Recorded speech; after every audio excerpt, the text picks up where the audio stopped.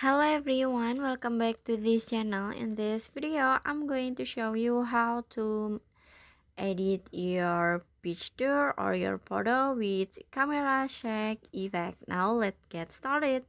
First, open your CapCut apps and add the photo or the video that you want to edit. And after this, in here you just click on the clip. And then in here you just click on the style at the bottom. This one, click on it.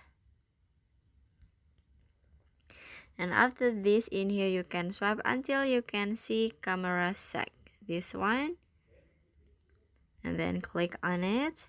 And after this, in here you just click on the check icon at the bottom